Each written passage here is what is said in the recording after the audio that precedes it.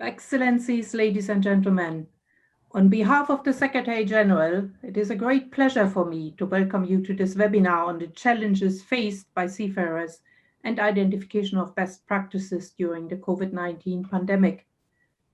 The pandemic has affected all of us with unprecedented impacts on our lives, our economies, and our societies.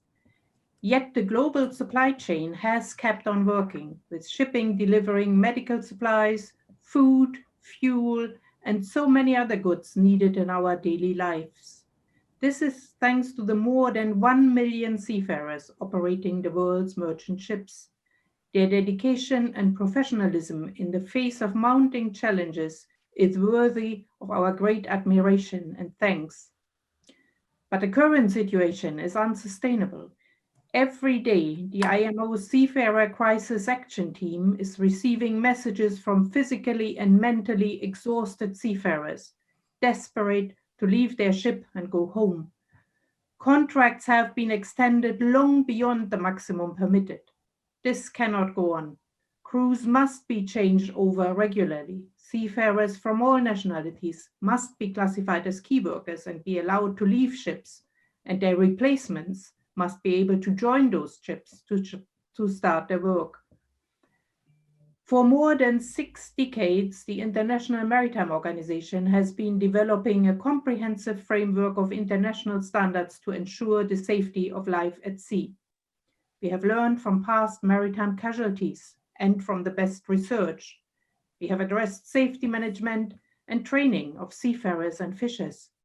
We have adopted rules on hours of work and rest at sea in line with our sister UN agency, the International Labour Organization. We have issued up-to-date guidance on the causes, consequences, and risks of seafarers' fatigue. And yet, today, we see the fundamentals on which IMO standards are based balancing on a fragile knife edge. Overly fatigued and mentally exhausted seafarers are being asked to continue to operate ships. Many of these seafarers have already spent more than a year at sea, months beyond the maximum time set out in international treaties. I'm sure every single government would agree that the human element is crucial for the safe operation of ships and therefore the protection of the fragile marine environment. Safe navigation and safe shipping safeguards maritime trade, which is vital to the world's economy. However, instead of seeing cooperation and coordination to find ways to get crew off and onto ships, taking into account the specifics of the current situation, we see barriers.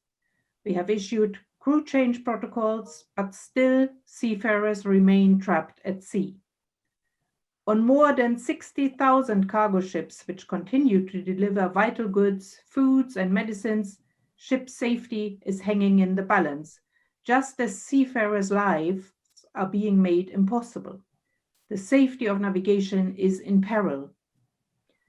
Improvements in maritime safety through the decades have been built on appreciation of the critical role of the human element. Today, we must all ask ourselves, what will it take to resolve the crew change crisis? When will governments adopt a whole-of-government approach and designate seafarers as key workers who provide an essential service? When will they lift restrictions on travel, embarkation, and disembarkation and issue the relevant visas and passports?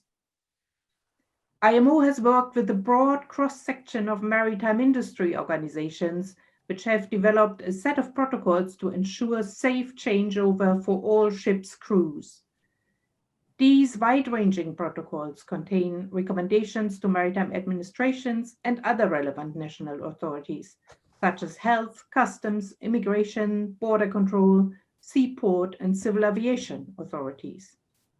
Also, on 21st September of this year, IMO's Maritime Safety Committee adopted Resolution MSC 473 on recommended action to facilitate ship crew change, access to medical care, and seafarer travel during the COVID-19 pandemic.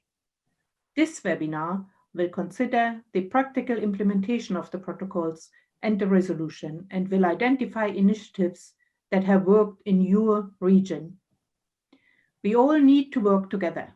Action is needed now. We all depend on seafarers. They should not be the collateral victims in this pandemic. Seafarers deliver for us, and now we need to deliver for them. Thank you.